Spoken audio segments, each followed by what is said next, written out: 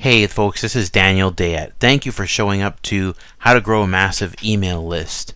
So in this training, I'm not going to go deep on all these things. In fact, the entire purpose of this is to simply show you the surface level, give you a strong education in this topic, and then hopefully kind of whet your appetite, so to speak, for even deeper stuff. So hopefully if you've seen this, you're watching this right now, and you're thinking to yourself, hey, you know what? I wish I knew a lot more about that particular piece of this or that piece over there, or how does this apply to my business? So if you're thinking that right now when you look at this stuff, or at the end of the presentation, please do reach out to me, and we can go from there. So let's start with the biggest mistake that most people make when they're building an email list. You see on the right side here, I've got this area of who are they. If you don't know who you're talking to, if you don't know who your target audience is, I mean, you really can't build a strong lead magnet. You really can't figure out where they are. You can't figure out what kind of products to offer them. And really, that's the most critical piece. Now, Seth Godin says that, every single tribe already exists.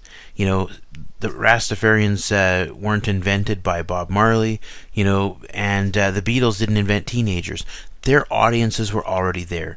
Your audience is already there. It doesn't matter whether you're a real estate professional. There's already home buyers out there. It doesn't matter if you're a coach or an author. Your audience, no matter who they are, no matter what topic it is, car enthusiasts, gadget enthusiasts, people who happen to love fashion, those people already exist. So the first thing I recommend, because target audience research can be really in-depth, this is the easiest thing in the world to do, and anybody can do this. Write what I call a situational profile. So what that means is, imagine your target customer and just think about the problems they have. Right?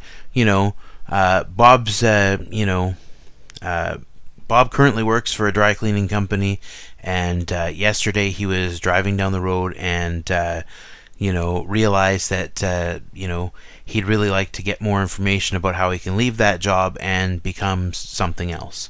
Bob's hero journey is this. Bob's perfect dream or whatever would be to do this. So if you think about it, actually, let me use a real world example. Let me just think of a recent case. So let's pretend this is a relationship product, okay? So a situational profile is, Kathy's been married to Bob for, 10 years. They've got 2 little kids, and right now their love life's kind of right down the tubes. There's nothing going on there. There's no spark, no imagination, and they'd give anything to have something better going on. That's a situational profile. Now, in the business world, we could think of a more expensive problem, because I'll be straight, nobody's going to spend a huge ton of money solving relationship issues. If you think about a $10,000 problem or a $5,000 problem, maybe you would think to yourself, Jim is a C-level executive, and he sits on a board of other people who, he's trying to push through certain projects through. However, the board's not seeing eye to eye with him, and he could really use negotiation skills. He doesn't know what he needs, and he's not even aware that there are strong products about negotiation out there. So that's a situation profile. Now, let's kind of think of Kathy and Jim and go through what we could do for these people. So think of their common enemy. The common enemy to the fellow who needs negotiation, Jim, there would probably be people who don't understand his ideas and plans. Or maybe the common enemy for Kathy is that they all want to, or that she wants to fight for, something better than where she's at right now. Anyways, a common enemy could be the government. It could be all kinds of different things. It could also be a non-person. It could be just a challenge or situation. Anyway, so think of their problems. Dig deep into the pain behind those problems. What's going to happen if they don't change that situation? What's going to happen if they don't solve those problems and those problems persist? What's the worst case scenario? What's the cost of that worst case scenario if Jim never pushes his ideas through at the conference? at these roundtable meetings. What's the worst case scenario if Kathy never improves her relationship and empty nest hits and there's still no relationship with Bob? Think about their hopes and paint that rosy picture of walking hand in hand, growing old together. As Bob and Karen become really in love with each other and growing in strength as they raise those children and realizing that they need to add time for each other. Think about the best case scenario for Jim, if he does manage to convince the shareholders of this plan, and he does see his rank go up in the company and his clout go up in the company, and maybe even his paycheck. So think about the ultimate win. Think about their objections of what they would say if you had a solution for this, and just kind of write out that profile of that perfect person. Now, see, with that foundation, now you can think about, where does that person hang out? Are they on LinkedIn? If they're a business, like, what? Jim's probably on LinkedIn, right? And he is probably scrolling through those news feeds or checking out people he might be thinking of hiring, or contractors he's working with, or people within the office. It's the perfect place. You could hit him up and say, hey, you know what? Next week, nail that boardroom meeting. Take charge of the situation. Lead with your new idea.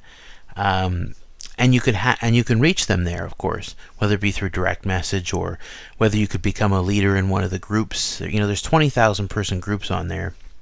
You can even run a webinar for that group, and talk to the owner of the group and say, hey, I really want to run a webinar I think would really benefit these people, and bet you any of these C-level executives would love to have strong negotiation tips. I'm going to give 45 minutes straight of free negotiation tips, and 5 minutes at the end I'll tell them who I am and what I do. No pitch.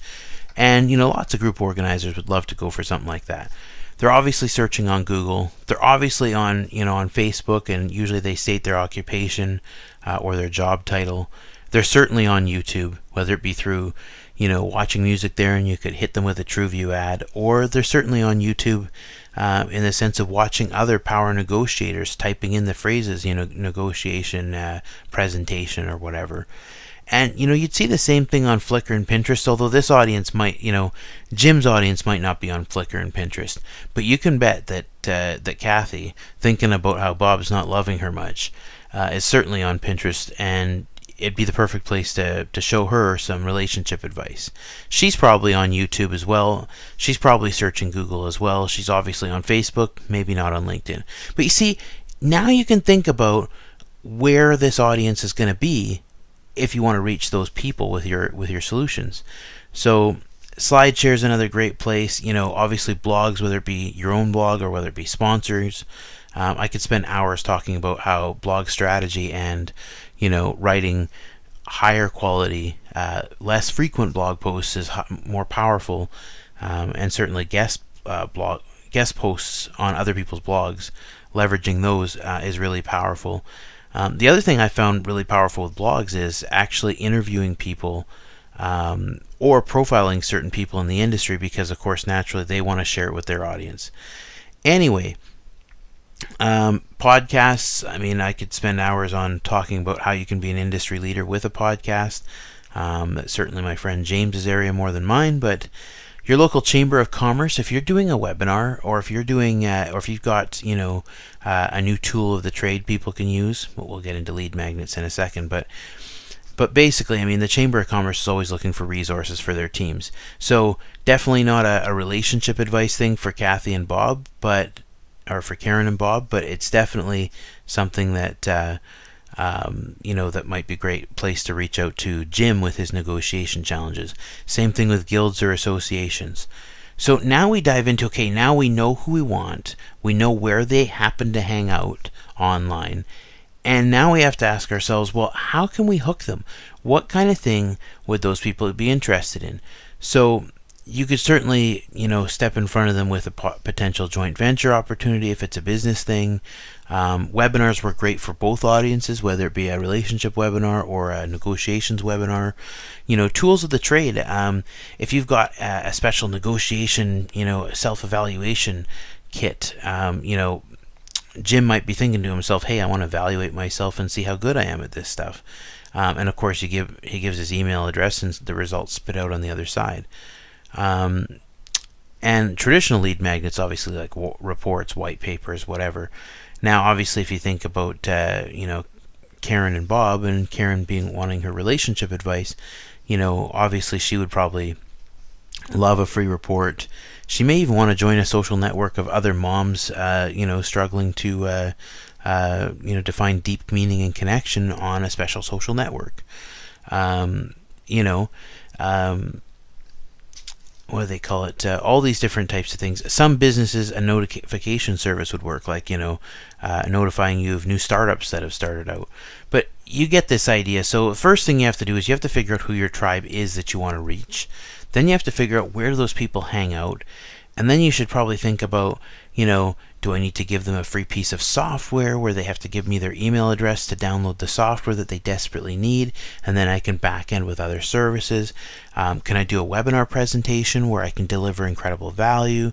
Can I create a wiki where this audience of people all would love to contribute to, different types of seeds and gardening advice that just needs to be filled in? You just think about that tribe and what kind of things that tribe would really enjoy, and how you can lead those people into your list. And then, of course, from there, once you have a massive list, everything is possible. So that's our training for today. It's very simple. As I said, I could dive into every single one of these, event management, just kind of the strategy for lead generation, slide share, blogs, all these different areas. But that's how it begins. It begins with figuring out who they are, where they happen to hang out, what you want to offer them, and of course then you can start thinking about what your back end's going to look like and what kind of offers you can give them.